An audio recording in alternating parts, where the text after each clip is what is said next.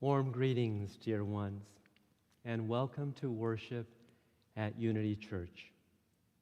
Welcome to this time we set aside each week to help us find and keep our balance, to think about those things that matter most, to root out racism in ourselves and in the world, and to align our lives to integrity, service, and joy.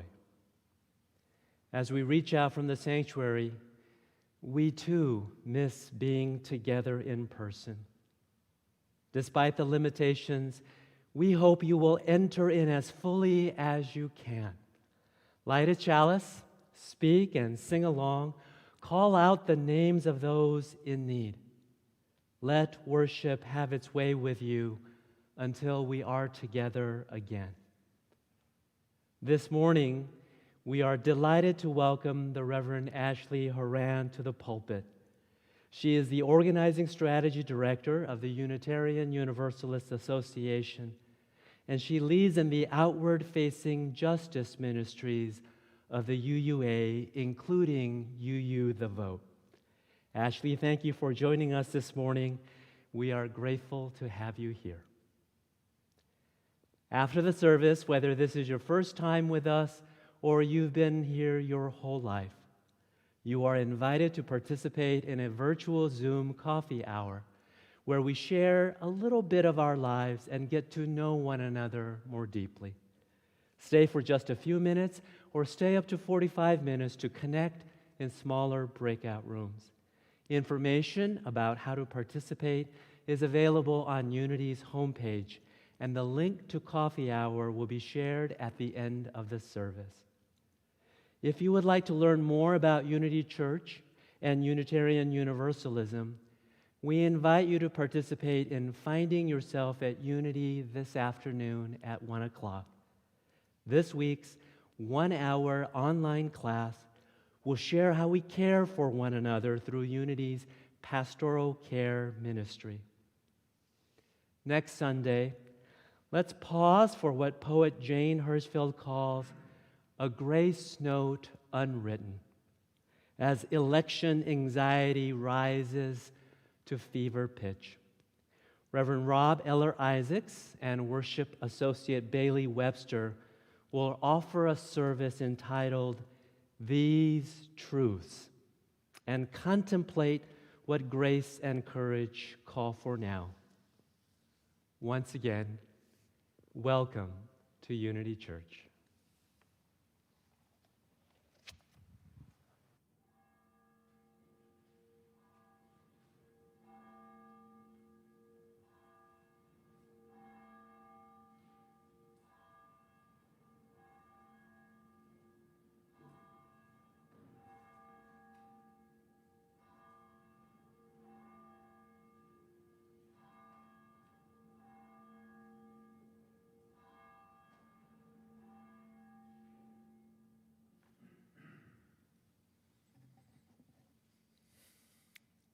I just like the way he says it like it is.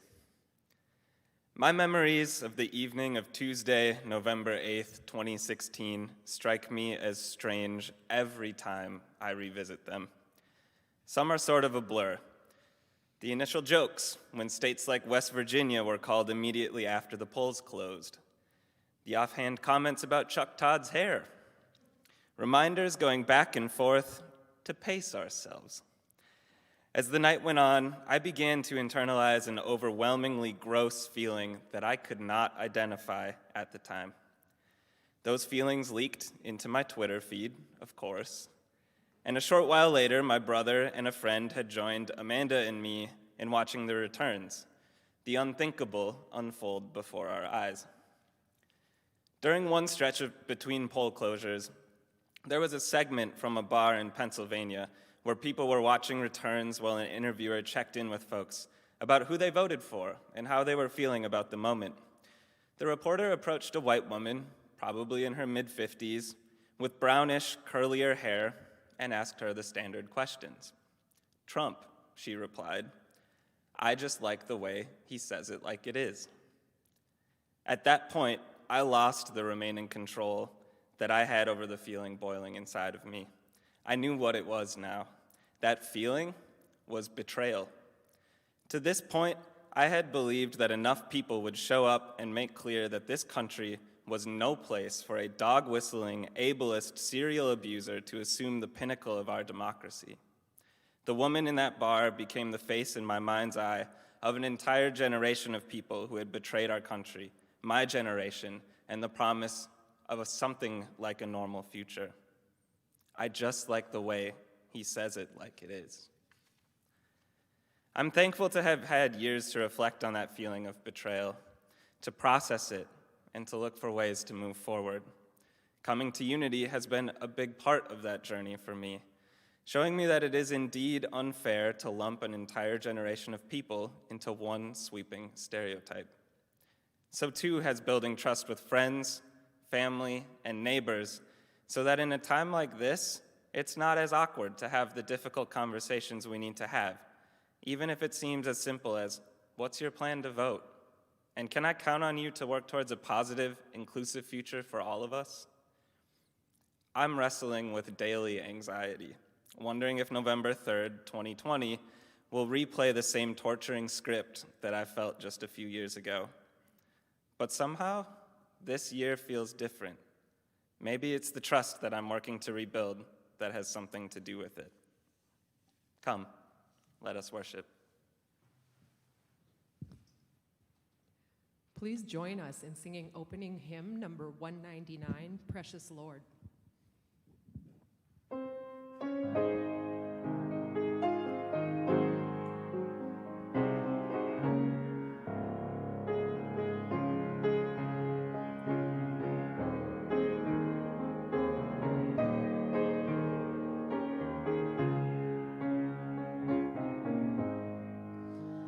Precious Lord, take my hand, lead me on, let me stand. I am tired, I am weak, I am worn. Through the storm, through the night, lead me on to the light. Take my hand, precious Lord, lead me home. When my way grows drear, precious Lord, linger near. When my life is almost gone, hear my cry, hear my call. Hold my hand lest I fall. Take my hand, precious Lord, lead me home. Precious Lord, take my hand, lead me on, let me stand. I am tired, I am weak, I am worn. Through the storm, through the night, lead me on to the light. Take my hand, precious Lord, lead me home.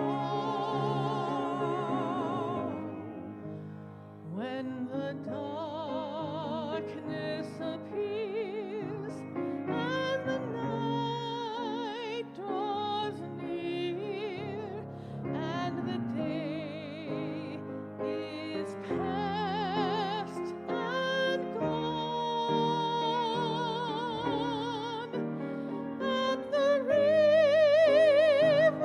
I stand, guide my feet, hold my hand, take my hand, precious Lord, lead me home.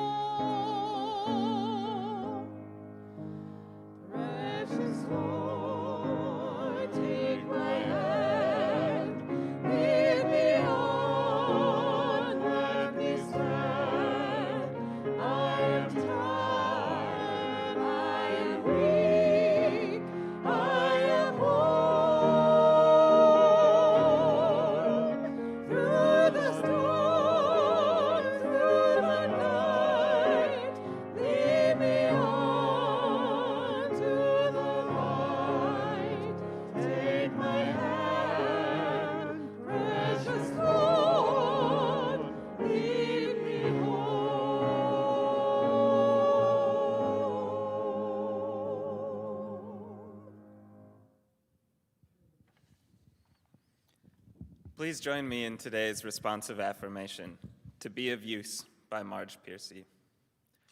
I want to be with people who submerge in the task, who go into fields to harvest and work in a row and pass the bags along, who stand in the line and haul in their places, who are not parlor generals and the field deserters, but move in a common rhythm when the food must come in or the fire be put out. The work of the world is common as mud. Botched, it smears the hands, crumbles to dust. But the thing worth doing well done has a shape that satisfies, clean and evident.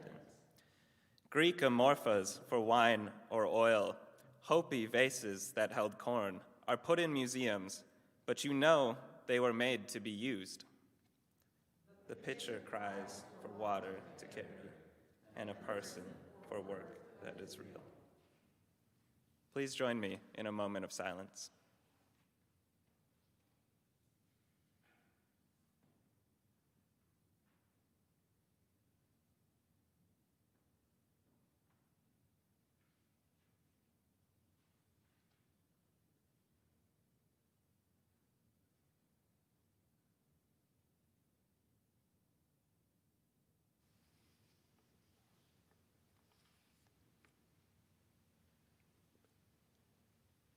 Each time we gather for worship, we set aside a moment to expand the caring ministry of this congregation. Together we recognize the cycle of life and death, the circle of love, compassion, and witness that is at the center of this and every sacred community. We stand at the side of parents and teachers and all those whose primary spiritual practice is caring for children, with those who live with grief or chronic pain, with illnesses seen and unseen, with mental disability or addiction. We pray for our neighbors in prison, those who care for family members in ill health, those who are struggling to stay afloat in the midst of poverty. Our lives are blessed by those who knowingly and with curiosity and courage face their final days, and by those who rise above heartbreak to challenge oppression in all of its forms. We pray for those in harm's way, for the wisdom and strength of the leaders of the world, and for the people of this courageous congregation as together we live into our longing to embody and to help build the beloved community. Will you pray with me? And for all these we now name. We join Jo Lucas as she grieves the death of her sister-in-law, Jane Bell, who died recently from COVID in Richmond, Indiana. Because of the restrictions due to the pandemic, Jo and other family members are unable to gather together. We send our healing thoughts and prayers to Becky Gonzalez-Campoy, who has been diagnosed with COVID. She is slowly improving, and we hold her as she continues on her journey of healing. This morning, we send our blessings and our joy to all those who are gathering with First Universalist Church of Minneapolis for the ordination of Arif Mamdani. Arif was a former ministerial intern at Unity Church, and this morning, Reverend Rob and Jen Eller-Isaacs are attending to extend the blessing of this congregation. May we stand in compassionate solidarity with our neighbors here at home and all around the world as we acknowledge all the currents of grief flowing all over the planet as lives are compromised or lost to the coronavirus. We know every day large numbers of people are getting sick, striking our communities of color disproportionately, some of whom are struggling to recover, some of whom are lost to the virus. Every day the grief grows. So may we each light a candle of healing, and while we do so, memorializing all that has been lost, and for those finding their way to an altered life. May they and may we all together be instruments of a just and caring and lasting peace. I now invite you to speak aloud or hold in the silent sanctuary of your hearts the names of those you would like to lift today in worship.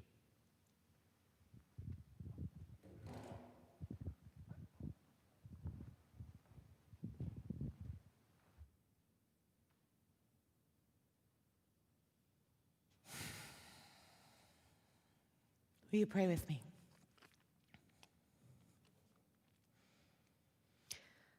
God of 1,000 names and beyond all naming, it's hard to be a human right now. We have to say it plain sometimes and just make it known that we know we're supposed to start in gratitude. We know there is so much to be thankful for, and yet sometimes it is just too much. We name that truth today. We hold all the sorrow, all the grief, all the anger, and the fear together, knowing that our burdens are lessened when we bear them together, just as our joys are magnified in the company of one another. In this time of too muchness, as we are both profoundly okay and not at all okay, we ask you to help us be with one another in spirit, in work, in aspiration for a world in which we do not have to say this kind of prayer. Help us to take turns bearing the burdens. Help us to find our lane, find our shift, find the work that we are called to do in this time. And then give us the joy, give us the connection in whatever strange form it comes. Give us the health, the strength, the stamina, the humor to pass the burdens around and take turns laughing, eating, caring for our babies, watching bad TV when we need to, taking care of our spirits even as we know the world is on fire. Help us to balance all that is. Help us to be fully human even in these times. Help us to put one foot in front of another, one wheel in front of another, one hand out to one another. Help us to survive and also help us to thrive. In that spirit, knowing that there will be so much to do for so long, bring us joy today, bring us beauty, bring us connection and love, bring us peace. And as we find those moments, help them sustain us. Give us the tools to capture the moments in which we are well, in which we are joyful, in which we are grateful, saving them to use as sustenance, to give to one another, to pull out of the depths of our pockets in the depths of our despair. Help us to be as fully human as we can today and every day. Help us go on. Help us come to another place in which all of us are free and in which all of us thrive. We give thanks. We cry out. we go on. May it be so. Blessed be Ashe and Amen.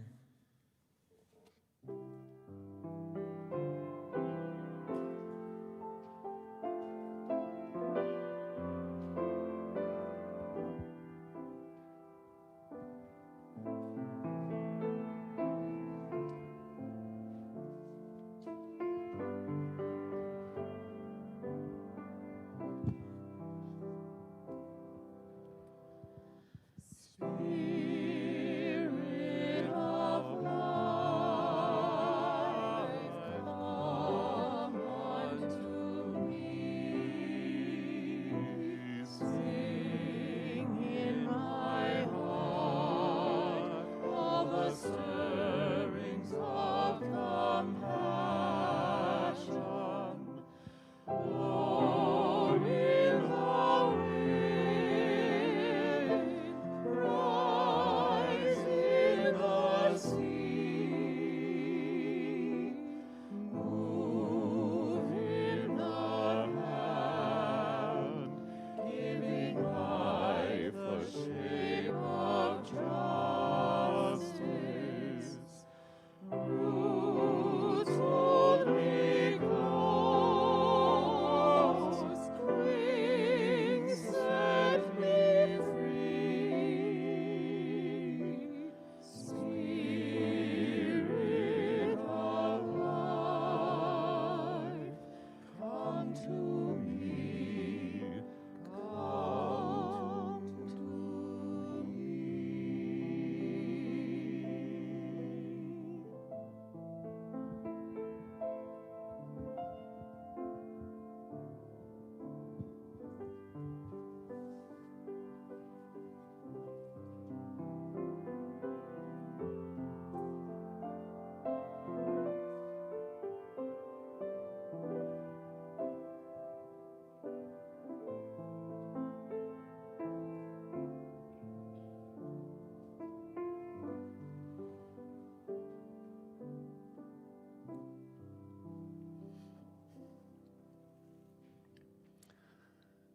When I was a little kid, like most of us, I was pretty gullible.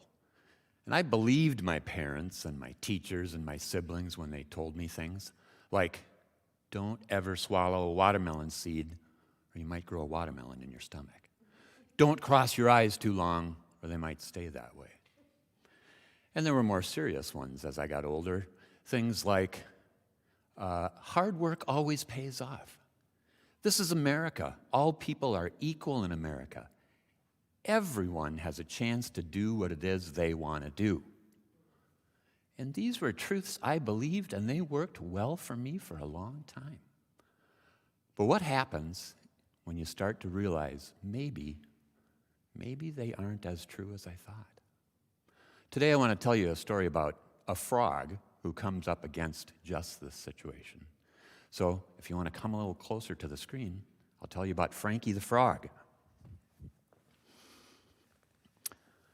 So as I said, this is a story about a frog named Frank, or Frankie. And Frank is a wonderful frog.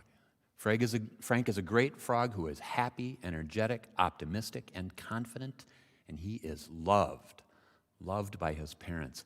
As a matter of fact, his parents encourage him and tell him they love him all the time. And so Frank lives his life very happy. He is all a frog can be. He swims so well. He's a gifted swimmer. He's a great hopper. And he can dive like a submarine to the bottom of the pond. And oh, how he can hold his breath for such a long time before he finally kicks off the bottom and rises to the top. He is an amazing frog, and his parents tell him, Frankie, you are an amazing frog. You can do anything you put your mind to. And Frank believes this, and Frank says, I am an amazing frog. And Mom, is it true? Can I do anything I want? And she says, you can do anything you want, Frankie, as long as you put your mind to it. And so he is confident, and he lives his frog life to the best of his ability. And one day he is resting on a lily pad, And he is noticing the birds, the swallows. And to be honest, frogs and swallows don't mix very often.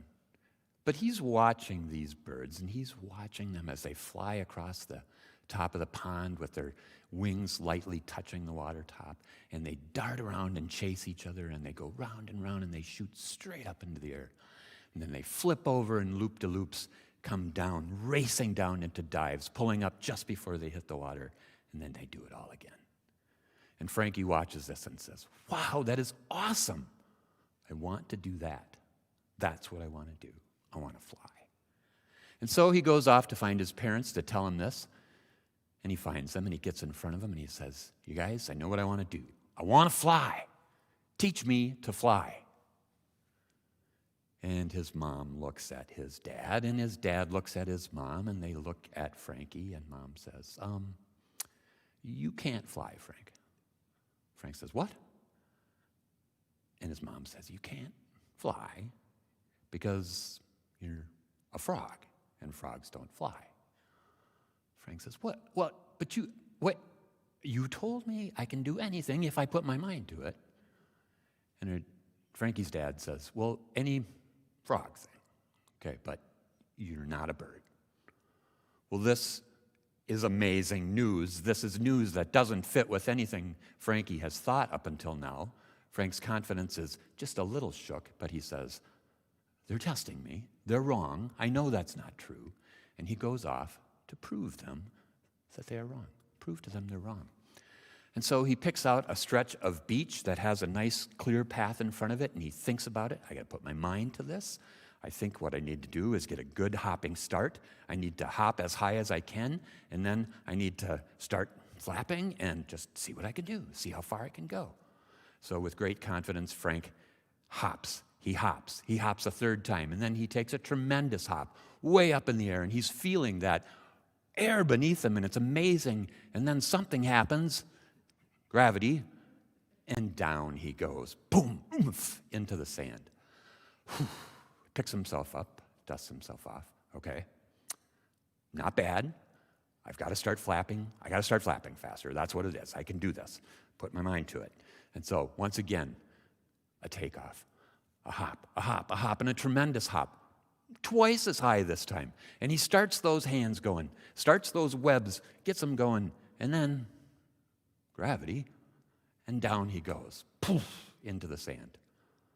Well, he's a little shook about this, and he thinks, okay, put my mind to it again.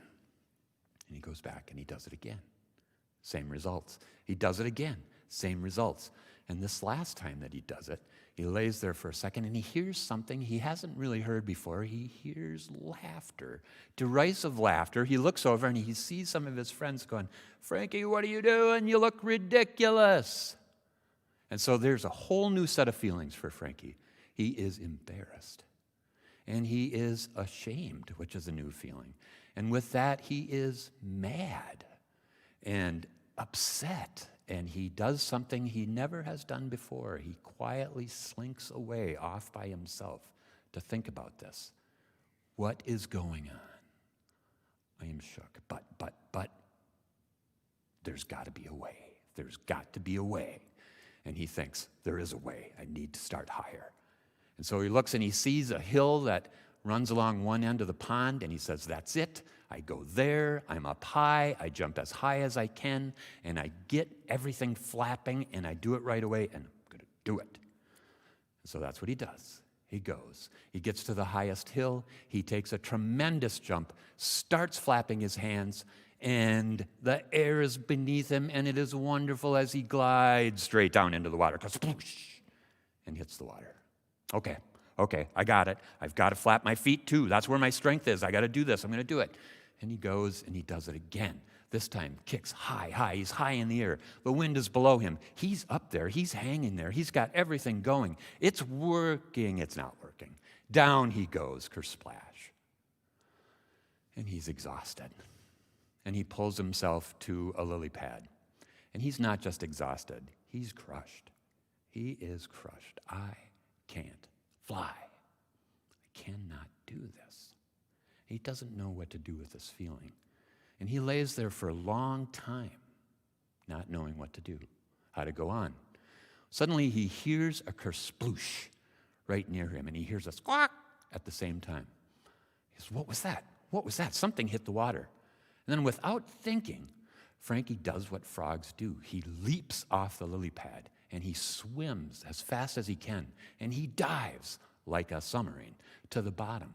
And when he's under that water, he sees there is a baby bird, a baby swallow, and it is struggling, and it has hit the water, and it's sinking. And without thinking, he goes to the bird, he grabs it, and he dives up to the top. He gets to the top, and he strongly pulls himself to the shore. And he gets to the shore, and there is the mother swallow, and the mother swallow is frantic, and she grabs the baby, and she says, you've saved my child, you've saved my child, you are amazing, you are amazing." And Frankie says, I'm a frog, I did what frogs do. She says, "Well, I think it was amazing, and I love you, and you have saved my child, and I owe you her life, and I would do anything for you." And Frankie thinks, it's okay. You know, I want to fly, and I can't fly. And the bird looks at him and says, "No, you can't fly. You're not a bird after all." And he says, "No, I'm not." And the mother swallow thinks for a moment and says, Do you trust me?" And Frankie thinks, "I don't know, do I trust this bird?" "Yes, I trust you." And so the swallow says, "Hold on just a moment." And she goes off, but she comes right back, and she comes right back with another swallow, and that swallow is holding a small stick. And the mother swallow says, "Can you hold on to the stick?" Frankie says, "I can hold on to the stick." She says, "Hold on." And so the two birds each take an end of the stick. Frankie grabs onto the stick, and the bird says, "Jump." Frankie jumps like a frog, and the birds flap their wings, and off they go into the air. And they zip across the water, and they hold Frankie so that his feet touch the water, and he skims across the pond, and he's woohoo, such joy. And they go around the pond, and they go high up into the air, and they go high, and he's scared, but he holds on, and he comes down in a loop, and they go across the shore where Frankie's parents and friends are, and his parents and friends have got their hands in the air going, you're amazing, you're flying." And they go out one more time, and they come back, and they drop Frankie on the shore. And he is happy. And his parents and his friends run up, and they say, "You're amazing, Frankie, you can fly." And Frankie's very excited, very ecstatic by this. But he's also honest. He's honest with himself, and he says, "I can't fly. The birds flew. I just can do what a frog can do." And so Frankie knew that he could do what he could do, and he could do it well. But he also knew that now if he listened, if he trusted others, if he maybe let others do what they could do with him, maybe he could do anything. Maybe he could fly.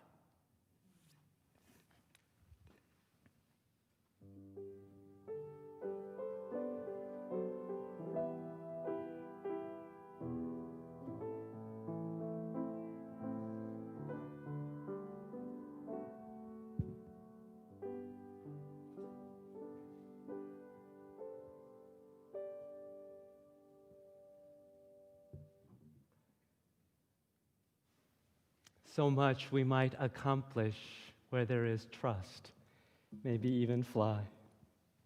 Thanks for the story, Drew. So each year, early autumn, the church asks that we renew our trust, our financial support, by pledging to the operating and capital needs of this congregation. This morning, we celebrate our progress.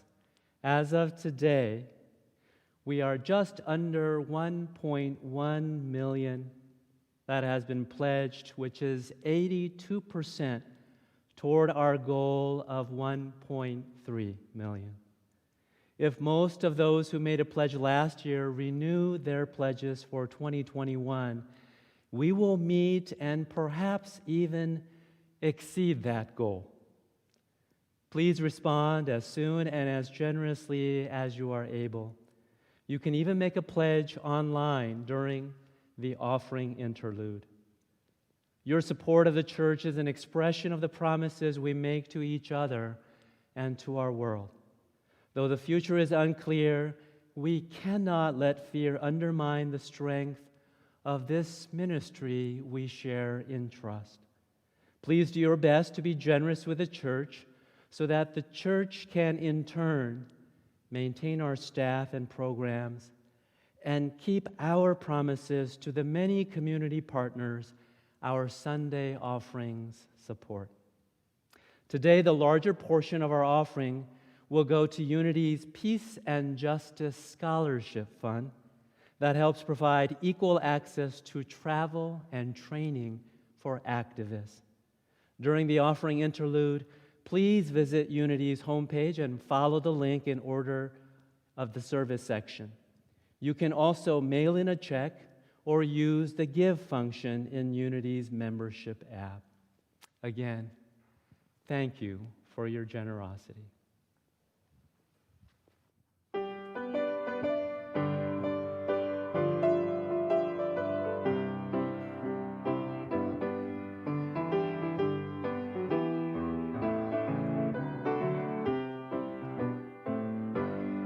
I will trust in the Lord. I will trust in the Lord. I will trust in the Lord till I die.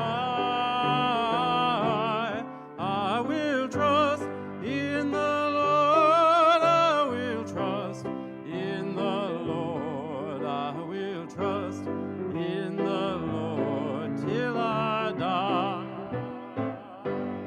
I'm gonna treat everybody right. I'm gonna treat everybody right.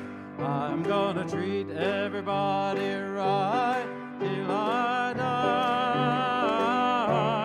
I'm gonna treat everybody right. I'm gonna treat everybody right. I'm gonna treat everybody right till I die. I'm gonna stay on bended knee. I'm gonna stay on bended knee. I'm gonna stay on bended knee till I die. I'm gonna stay on bended knee. I'm gonna stay on bended knee. I'm gonna stay on bended knee till I die.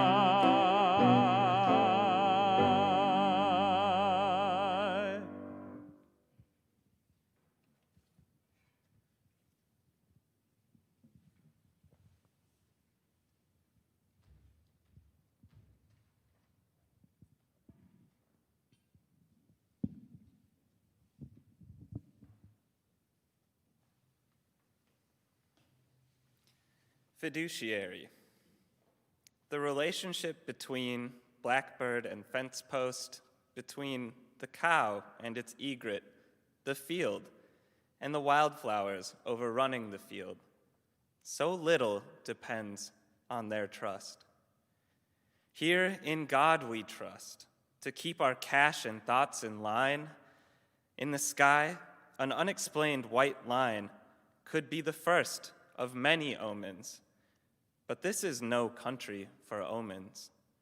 The line as chalky as the moon, bleak and useless as the moon, now rising like a breath of cold air. There is gullibility in the air.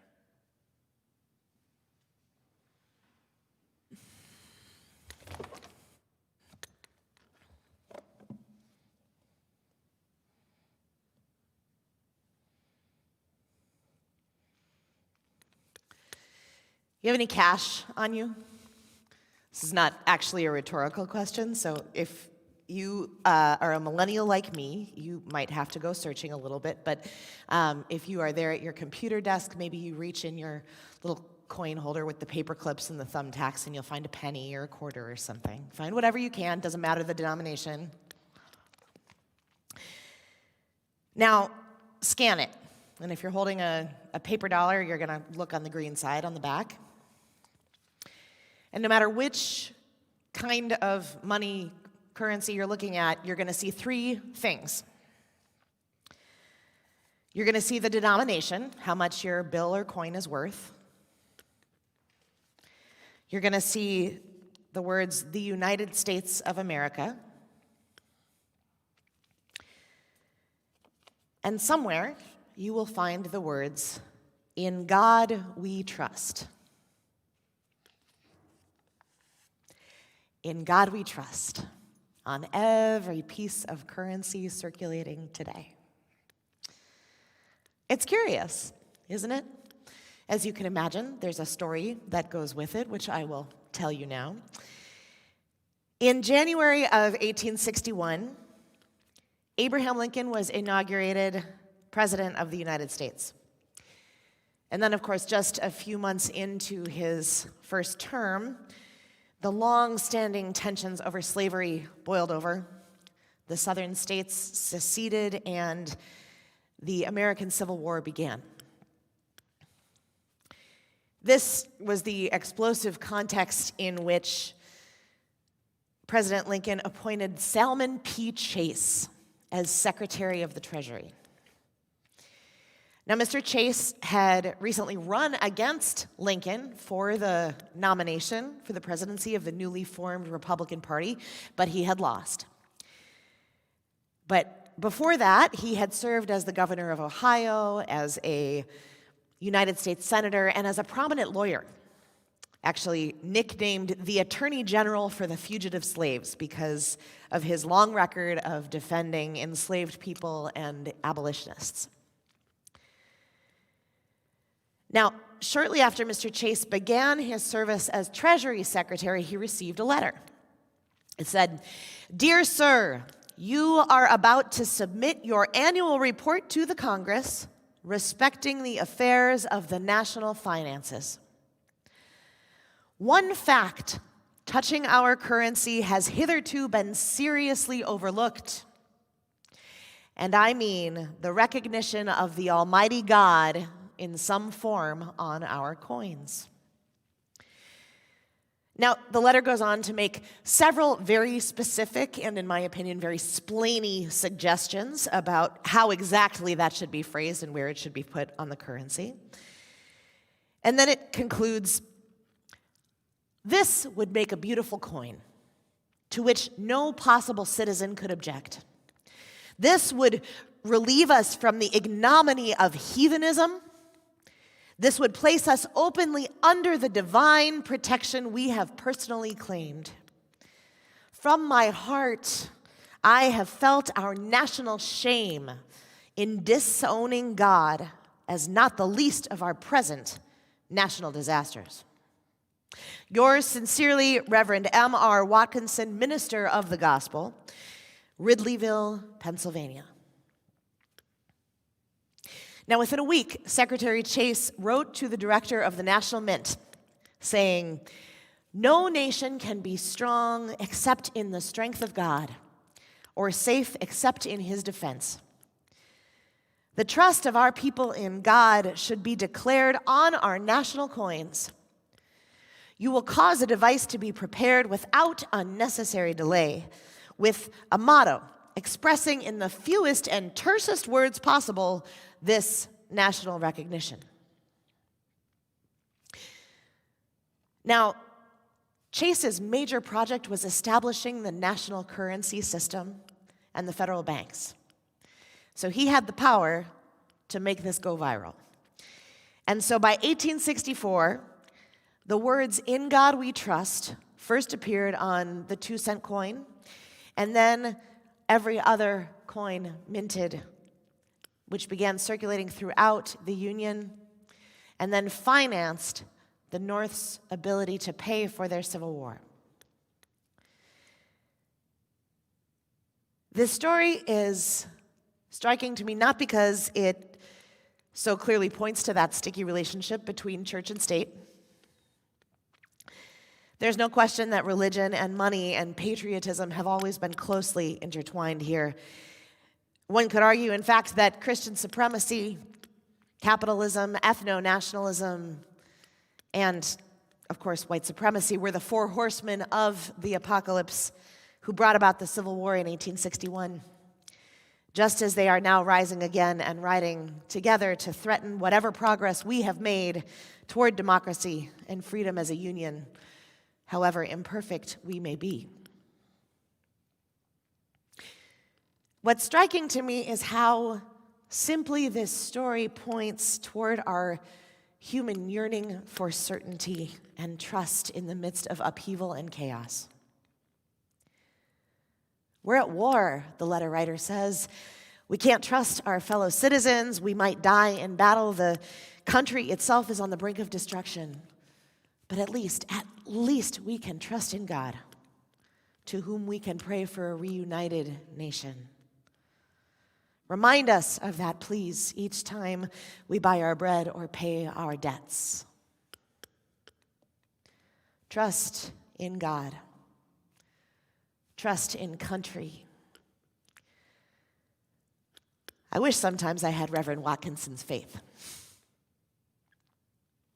Instead, lately I have found myself sitting with the ghosts of the ancestors who witnessed this country splinter into civil war 160 years ago.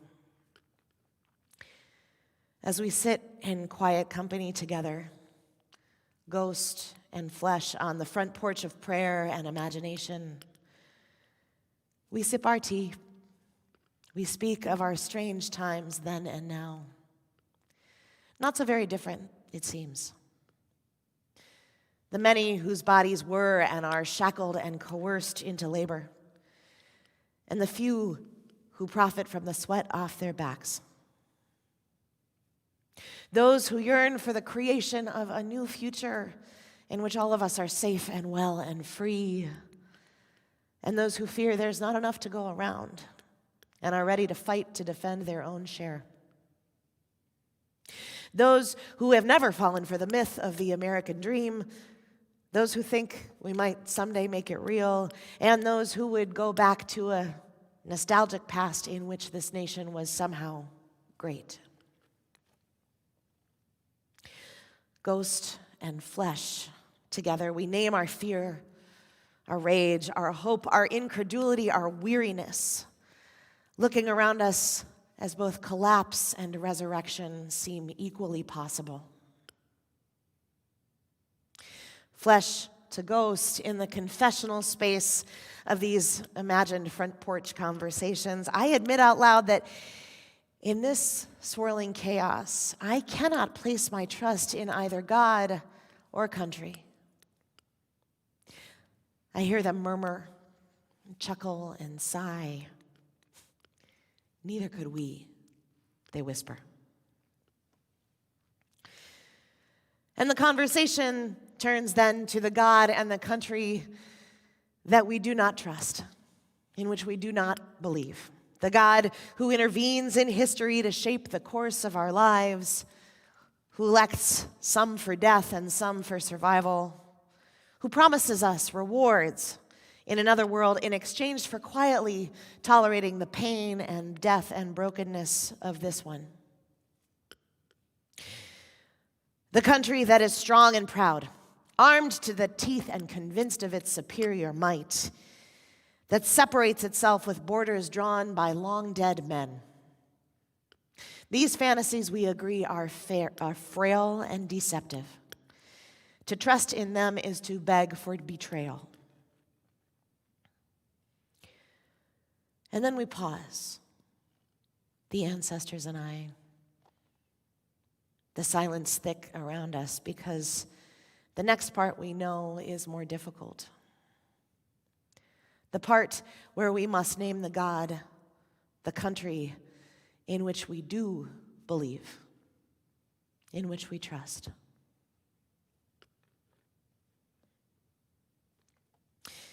This week I was talking to a beloved friend of mine, planning for the national vigil that the Unitarian Universalist Association is planning for the Thursday following the election, whatever's happening in that moment.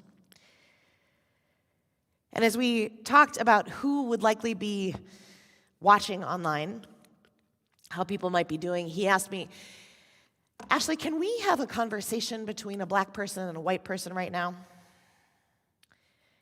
He said, because in order to minister to a predominantly white faith that night, I need to understand more about what it's like to be surprised that democracy is fragile, or that the government might not be trustworthy, or that the American people would elect not once but twice a tyrant and just go on about their business.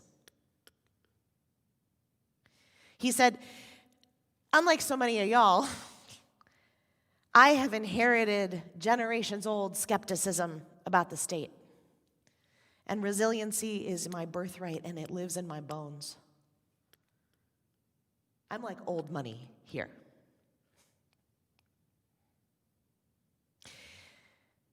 Maybe some of you bring that same inheritance to this moment, bequeathed by similar ancestors as my friends.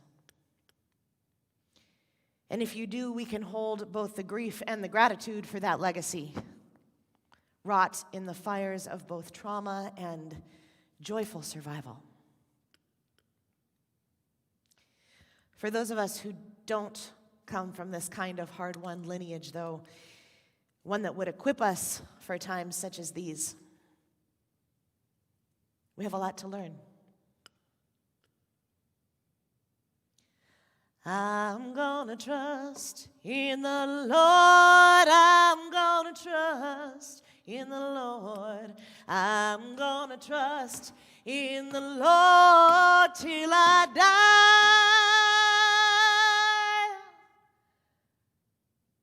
says the spiritual.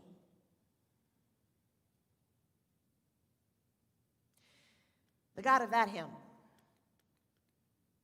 my old money beloveds have taught me, is not the God that the ghosts of my imagination and I disavow either. Rather, that God is the life force of survival that births new life and tenacious joy into the world, even in the face of death.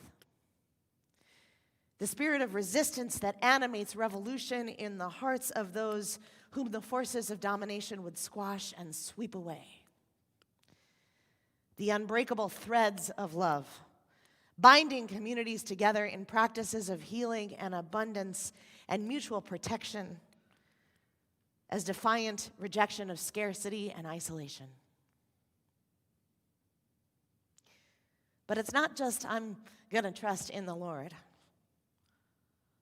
I'm going to watch, fight, and pray. I'm going to treat everybody right. I'm going to stay on the battlefield. It goes on.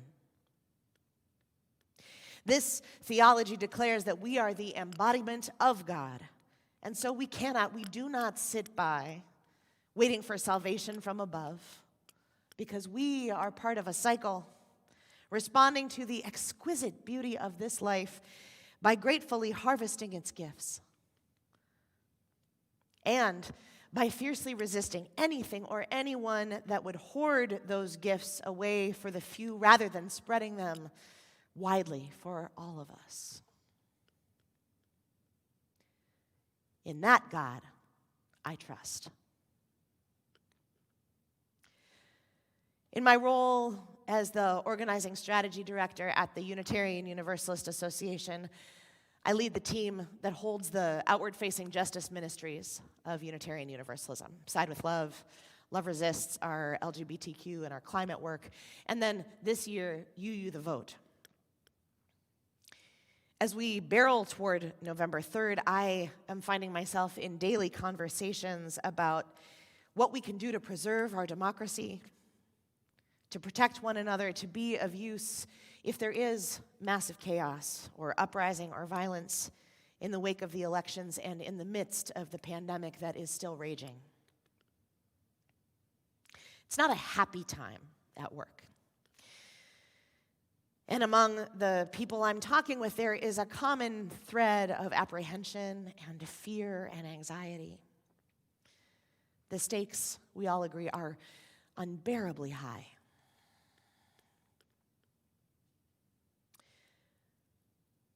But I'm seeing a groundswell,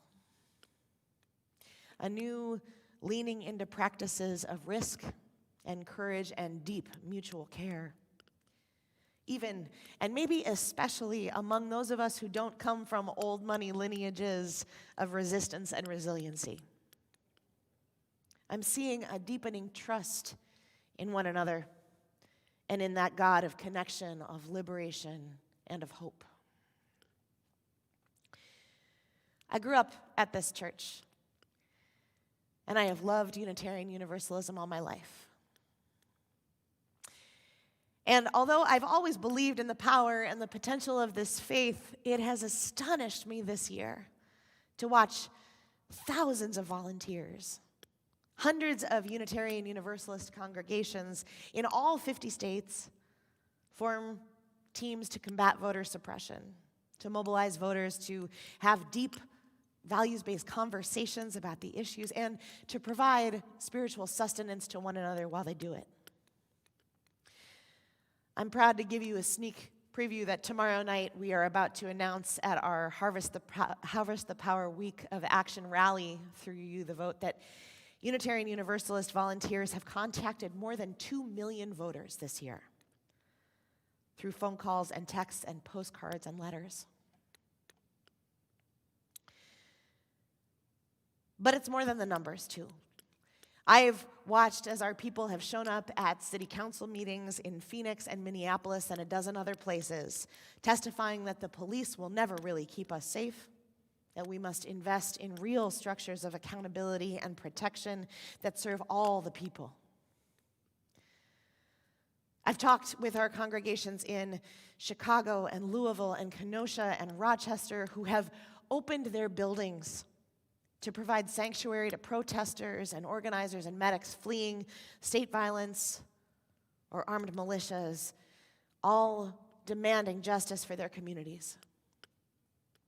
I have witnessed Unitarian Universalists proactively mapping our assets in our congregations, preparing to leverage our human and infrastructural and financial resources so that we can show up ready and grounded with a nimble yes, an offer of what we have to give with courage and generosity, whatever may come our way in the weeks ahead. I am proud of us. I trust that we are doing what we can do. I don't know what the coming days and weeks will hold. Like you, I'm sitting with real trepidation about what might come. Fear and hope, my companions in equal measure. But as I imagine the next iteration of that porch conversation with those ancestors, as we survey all that has been and all that might be, I can declare that I trust in the God incarnated by our submerging in the task, by our watching and fighting and praying for and with one another. I trust in the God who births and is born of our shared struggle to be free and to thrive. I trust in the God who sustains and demands our commitment to forging from the rubble of everything our nation has failed to do a more perfect union. Beloveds, may we all find and name that spirit in which we place our deepest trust. May we be moved by the expansiveness of its invitation to loyalty, to work that is real in these times that demand our courage and our collective action. And in our saying yes, in our showing up again and again, finding our roles, being of use, may we feel ourselves more tightly bound to one another, more trusting and more trustworthy because we are in it together. May it be so. Blessed be, Ashe and Amen.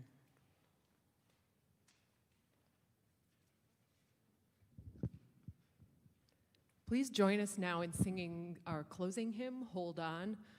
we're going to take a little time and just teach it to you. So I'll sing a little bit, and you sing it back at me.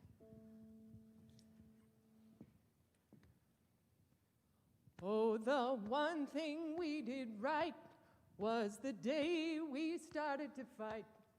Oh, the one thing we did right was the day we started to fight. Keep your eyes on the prize, hold on. Keep your eyes on the prize, hold on. Hold on, hold on. Hold on, hold on. Keep your eyes on the prize, hold on. Keep your eyes on the prize, hold on. Oh, the one thing we did right was the day we started to fight.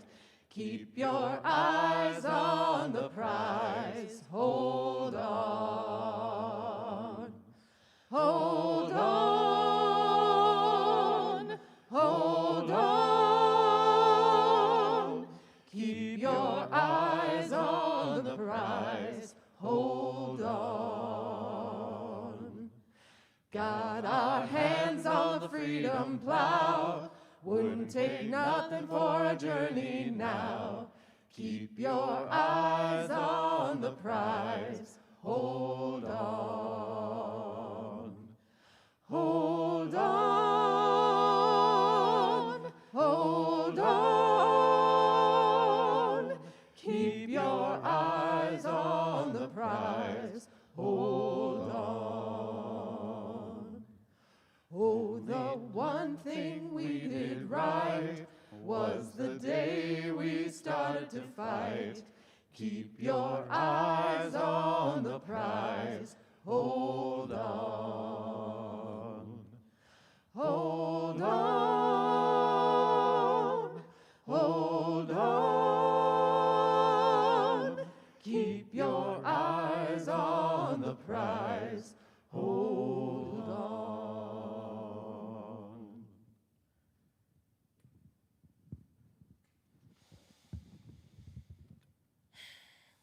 These are the words of Robert Maubrey Doss.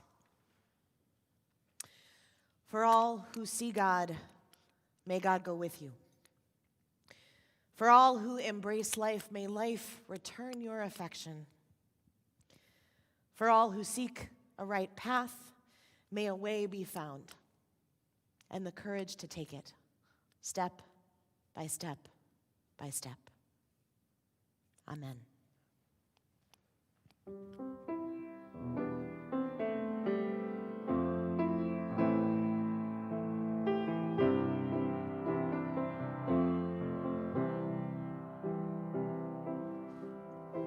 Atlantic and Pacific flow,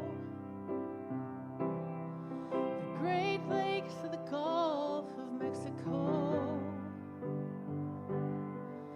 the land beneath the stains us all, to cherish it our tireless call. Arise, arise, I see the future in your eyes. To a more perfect union we aspire, and lift our voices from the fire. We reach these shores from many lands. We came with hungry hearts and hands. Some came by force and some by will, at the auction block or the darkened mill. Arise, arise, I see the future in your eyes. To a more perfect union we aspire, and lift our voices from the fire. We died in your fields and your factories. Strange fruit hanging from the poplar trees. With an old coat hanger in a room somewhere. A trail of tears and an electric chair. Arise, arise, I see the future in your eyes. To a more perfect union we aspire, and lift our voices from the fire. And our great responsibility to be guardians of our liberty, till tyrants bow to the people's dream, and justice flows like a mighty stream. Arise, arise, I see the future in your eyes. To a more perfect union we aspire, and lift our voices from the fire. Arise, arise, I see the future in your eyes. To a more perfect union we aspire,